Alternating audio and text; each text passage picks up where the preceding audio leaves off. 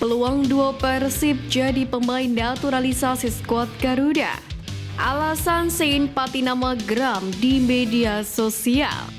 Sintayong respon niat balas dendam Vietnam. Simak informasi selengkapnya hanya di Garuda Space Update.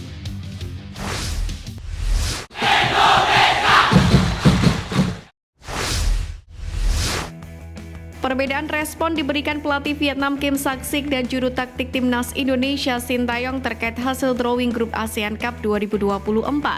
Kim Sak-sik yang baru saja dipercaya menggantikan Philippe Troussier mengusung misi balas dendam kepada timnas Indonesia. Hal tersebut tak terlepas dari hasil minor yang diraih Vietnam saat menghadapi skuad Garuda dalam beberapa laga terakhir. Sementara Sintayong hanya memberikan respon tertawa terkait hasil drawing grup ASEAN Cup 2024. Hal itu diungkapkan langsung oleh Sumarji selaku Ketua Badan Tim Nasional atau BTN. Sumarji mengindikasikan arti tertawa Sintayong sebagai rasa optimis melawan Vietnam. Terlebih timnas Indonesia pada tahun ini sudah 3 kali bertemu The Golden Star Warriors dan semuanya dimenangkan oleh skuad Garuda.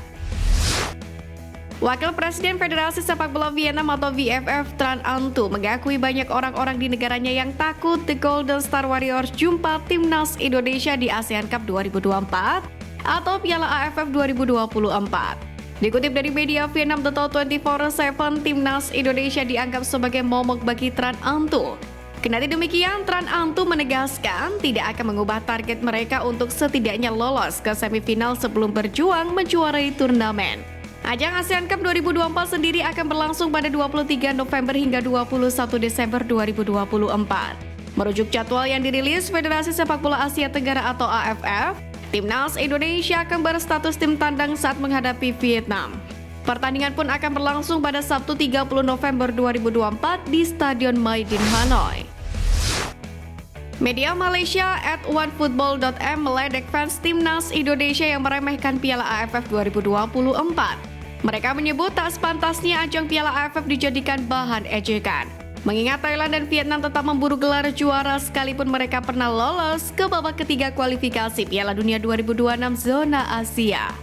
Diketahui ekspektasi pecinta sepak bola tanah air kepada timnas Indonesia sangatlah tinggi saat ini. Hal itu karena meroketnya performa timnas Indonesia di bawah asuhan Sintayong. Skuad Garuda pun selangkah lagi lolos ke babak ketiga kualifikasi Piala Dunia 2026 zona Asia. Timnas Indonesia pun berpotensi menjadi satu-satunya tim Asia Tenggara yang tampil di babak ini. Selain itu, timnas Indonesia U23 juga baru saja mencetak sejarah dengan lolos ke semifinal Piala Asia U23 2024. Berhubung mampu bersaing di level Asia, banyak pecinta sepak bola tanah air yang meremehkan ajang Piala AFF. Banyak yang menyebut Piala AFF sebagai ajang mainannya para mafia hingga disebut sebagai Piala Ciki. Jika saja masalah di pengadilan arbitrase olahraga atau CAS sudah kelar, Martin Paes pun hampir pasti bisa memperkuat timnas Indonesia di Piala AFF 2024. Bahkan jika tidak dari awal, ex-kiper FC Utrecht itu pun akan mentas dari babak semifinal jika timnas Indonesia lolos. Sebab Major League Soccer atau MLS 2024 yang notabene kompetisi yang diikuti oleh klub Martin Paes FC Dallas akan merampungkan musim reguler mereka pada 19 Oktober 2024. Jika FC Dallas gagal finish di posisi 9 besar wilayah barat, FC Dallas pun otomatis mengakhiri musim lebih cepat. Dengan begitu, Martin Paes sudah bisa bergabung dengan timnas Indonesia sejak kualifikasi Piala AFF 2024 yang dimulai awal November 2024. Sementara itu, jika FC Dallas finish 9 besar dan melaju ke playoff, klub tersebut pun akan mengakhiri laga di babak playoff paling lambat pada 9 Desember. Sekarang, satu harapannya, masalah Martin Paes di CAS segera tuntas. Bek kiri timnas Indonesia Sein Patinama menjadi salah satu pemain keturunan yang memiliki banyak penggemar. Selain memiliki akurasi umpan yang akurat, banyak penggemar timnas Indonesia yang kagum dengan penampilannya. Kepopulerannya tersebut rupanya dimanfaatkan oleh oknum-oknum yang tak bertanggung jawab. Sebab ada akun TikTok yang mengatasnamakan Patinama dengan membagikan kegiatan baik di dalam maupun luar lapangan. Akun TikTok palsu @sein.patinama itu memiliki 7.453 pengikut dengan 167.000 orang menyukai konten yang diunggah. Bahkan sebanyak 1 juta orang melihat salah satu unggahan tersebut dan mendapatkan 74,3 ribu like dan 349 komentar. Menyadari ada orang yang menggunakan namanya untuk keuntungan pribadi, Patinama pun langsung menegaskan akun tersebut bukanlah miliknya. Melalui unggahan stories Instagram, ia menjelaskan @sain.patinama20 adalah akun TikTok pribadinya. David da Silva dan Ciro Alves disebut cocok dinaturalisasi untuk memperkuat timnas Indonesia di Piala AFF 2024 nanti. Opini itu dikeluarkan oleh akun Instagram @gossipfootball. Berhubung Piala AFF 2024 tak masuk ke dalam agenda FIFA, tak ada kewajiban bagi klub-klub luar negeri untuk melepas para pemainnya ke skuad Garuda. Karena itulah, agar timnas Indonesia tetap berprestasi meski tidak diperkuat oleh pemain abroad, sejumlah saran pun diapungkan pecinta sepak bola tanah air. Salah satunya adalah menaturalisasi pemain-pemain asing yang moncer di Liga 1 musim ini. Nama yang diajukan adalah duo Persib Bandung David da Silva dan Ciro Alves.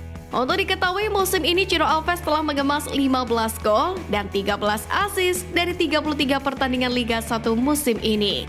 Sementara David da Silva lebih gila lagi, yang mana telah mencetak 27 gol dan 9 assist dari 32 pertandingan. Namun jika melihat regulasi, sejatinya keduanya belum bisa dinaturalisasi. Sesuai dengan regulasi bagi orang yang tidak memiliki darah Indonesia, baru bisa dinaturalisasi jika 5 tahun berturut-turut atau 10 tahun tidak berturut-turut tinggal di tanah air. Selain itu, sejauh ini Sintayong juga hanya ingin menaturalisasi pemain yang memiliki darah Indonesia, yang mana sesuatu yang tidak dimiliki oleh Ciro dan David da Silva. Timnas Malaysia diperkirakan tak akan kesulitan mencapai semifinal Piala AFF yang kini bernama ASEAN Cup 2024. Tetapi masalah sudah muncul di depan mata, di mana pertandingan penyisian grup ASEAN Cup itu masih sekitar 6 bulan lagi, yang dijadwalkan pada 23 November hingga 21 Desember. Namun pelatih timnas Malaysia Kim Pan-gon sudah dipusingkan dengan skuad yang ada. Pasalnya dia akan kehilangan sejumlah pemain dari 2 klub elit penyumbang terbanyak skuad Malaysia, yakni Johor Darul Takzim atau JDT dan Selangor. Pasalnya jadwal ASEAN Cup 2024 ini bentrok dengan Liga Champions Asia atau ASEAN Champions League atau ACL Elite yang diikuti oleh JDT dan ACL 2 yang diikuti oleh Selangor. Sebagai contoh terkini, dalam skuad berisi 24 pemain yang disiapkan Kim Pan-gon untuk kualifikasi Piala Dunia 2026 edisi Maret lalu, ada 6 dari JDT dan 5 dari Selangor. Namun demikian, Kim Pan-gon pun akan berusaha mencari cara agar timnas Malaysia tak diboikot kedua tim elit tersebut. Pelatih timnas Irak Jesus Casas dikritik karena tidak memanggil pemain berbakat Hasan Abdul Karim untuk menghadapi timnas Indonesia. Kritik tersebut disampaikan salah satu pelatih lokal Irak Saad Hafez. Hafez mengakui Hasan merupakan salah satu pemain berbakat yang seharusnya dipanggil singa Mesopotamia. Dia mengatakan keputusan Casas ini bisa membunuh bakat Hasan Abdul Karim. Di sisi lain, timnas Irak sendiri sejatinya sudah memastikan diri tiket keputaran ketiga kualifikasi Piala Dunia 2026 zona Asia.